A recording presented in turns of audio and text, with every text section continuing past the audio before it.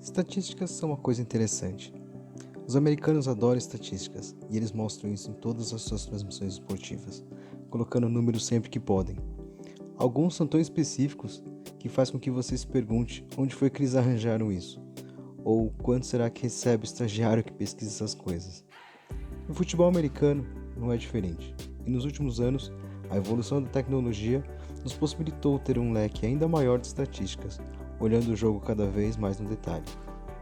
Isso, claro, é excelente para os times na hora de contratar e draftar jogadores, e na hora de se preparar para um jogo. Para os fãs de NFL, que também gostam de olhar o jogo desse ângulo, isso também é um prato cheio. Só que isoladamente, os números não contam a história toda de um jogador, e podem ser bastante enganosos.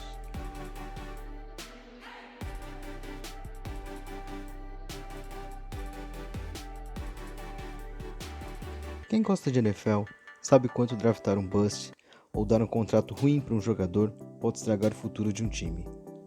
Num jogo, um erro de avaliação também pode pôr tudo a perder, e esse jogo pode ser a diferença entre o time ficar dentro ou fora dos playoffs. Por conta disso, olhar os números no detalhe e avaliar jogadores e adversários se tornou mais do que uma necessidade, é quase que uma obsessão na NFL. Desde 2013, os investimentos nessa área cresceram muito, e hoje cada jogo tem mais de 250 dispositivos eletrônicos, entre câmeras, sensores e chips, nos 4 campos do campo, nos jogadores e na bola, para acompanhar praticamente tudo o que acontece numa partida em tempo real. É uma tecnologia absurda que nos possibilita olhar o jogo sob uma nova perspectiva. No ataque, há uma enorme riqueza de dados. Para o quarterback, vemos toda a movimentação do ataque, para onde ele correu e para onde ele passou. Para os receivers, vemos as rotas corridas e toda a sua movimentação. E para os running backs, vemos seus caminhos percorridos e onde eles foram mais eficientes. Na defesa, as coisas são um pouco menos óbvias. Corners, safeties e outros jogadores que eventualmente fazem cobertura do campo têm dados um pouco mais fáceis de se ver, mas é porque em geral eles precisam acompanhar os adversários. Para os homens de linha, isso é ainda menos claro. Há tempos, avaliamos os jogadores de linha defensiva basicamente da mesma maneira, com tackles para perda de jardas e sacks. Esses 3 termos são bem familiares para quem acompanha a NFL, mas vamos a uma breve explicação.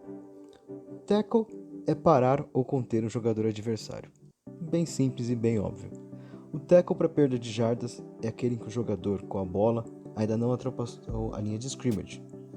Em geral é um running back. E o sack é o tackle no quarterback atrás da linha de scrimmage, ou seja, um tackle no quarterback para perda de jardas. E uma estatística um pouco mais recente que surge nas discussões é o percentual de pressões. Com o pass rush cada vez mais importante e valorizado, esse número tem sido mais destacado. Claro que muitas vezes esse número acaba sendo apresentado de uma forma coletiva, e não atribuído somente a um jogador. Com o pass rush sendo valorizado, claro, os pass rushers, jogadores que jogam nas laterais da linha defensiva, são valorizados. Mas e os jogadores do interior da linha? Bom, parece bem óbvio que se um jogador de linha defensiva tem todos esses números lá em cima, ele deve ser bom, certo? E se um jogador que joga no interior da linha tem esses números bem altos, ele deve ser bom, certo? Antes que você pergunte, sim, esse cara existe e ele se chama Aaron Donald. Mas e os outros mortais que não são Aaron Donald? Como avaliá-los quando eles não têm esses números lá em cima? Bom, não existe uma resposta simples para essa pergunta. Afinal, mesmo quando o número de uma determinada estatística é bom, isso não conta a história inteira. Há linebackers que têm números de sacks bem altos, mas que ficam completamente perdidos em marcação de corrida, e jogadores de secundária que têm números de tackle alto, que na verdade disfarçam seus defeitos em cobertura. E muitas vezes, os bons números do jogador acabam mascarando seus defeitos e inflando o seu real impacto no jogo. E do outro lado, tem aqueles jogadores que são o oposto, que a sua falta de números acaba escondendo o seu grande impacto no jogo. E o defensive tackle / nose tackle dos Buccaneers, Vita Vea, é um grande exemplo disso. O front seven atual dos Buccaneers é lotado de jogadores talentosos. e vários deles ficaram no topo da lista de estatísticas de sacks e tackles na temporada passada. Esse, claro, foi um dos motivos para esse time conseguir dominar os playoffs e vencer o Super Bowl. Afinal, com linebackers como Shaquille Barrett, Jason Pierre-Paul, Devin White e Lavonte David, é difícil marcar todo mundo. E acaba sobrando espaço até para os tackles, Ndamukong Suh e William Gholston conseguir seus tackles e sacks. Todos esses 6 caras conseguiram pelo menos 3 sacks e pelo menos 40 tackles na temporada passada, com Lavonte David e Devin White passando dos 100 tackles cada. E aí temos Vita Vea, com somente 2 sacks e apenas 6 tackles na temporada inteira. É verdade que ele atua no meio da linha, mas sua versatilidade permitiu que ele fosse utilizado também nas pontas, e também é verdade que ele acabou se contundindo na semana 6.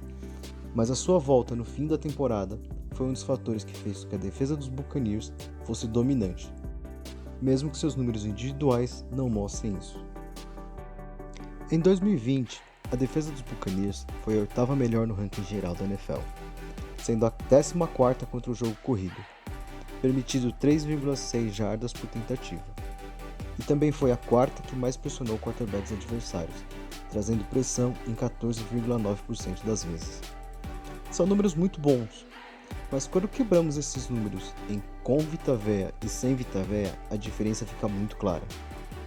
Sem ele, a defesa dos Buccaneers permitiu 4 jardas corridas por tentativa e pressionou os quarterbacks adversários 3,8% das vezes, o que faz com que ela seja somente a 15ª defesa contra o jogo corrido e a 7ª em pressão.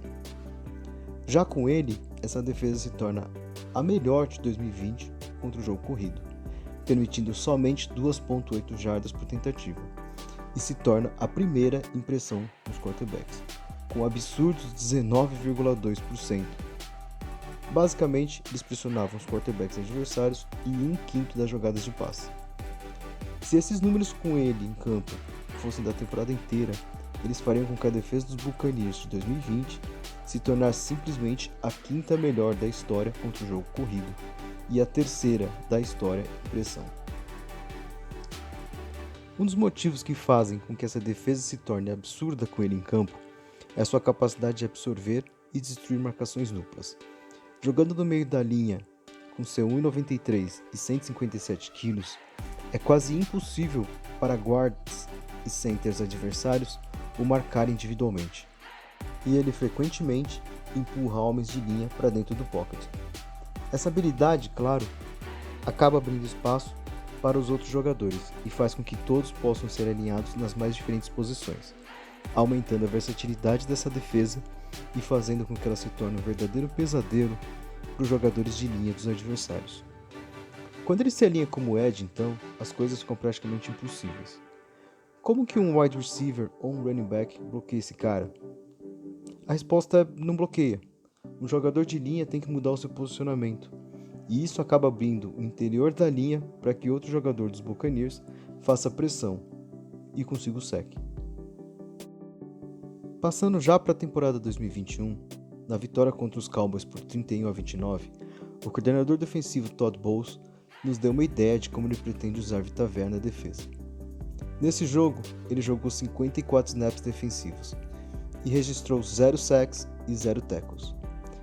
Mas esses não são os números que importam. Os números que realmente importam são esses. Ele sofreu 2 faltas por holding e se alinhou em 5 posicionamentos diferentes, jogando de nose tackle, defensive end e linebacker pelo meio e pela lateral. Esse jogo mostrou que se ele ficar saudável a temporada inteira, ele permitirá que Todd Bowles use todo o seu cardápio de jogadas, e Vita Vea vai poder continuar destruindo as defesas adversárias com ou sem estatísticas para mostrar. Obrigado por assistir até o final.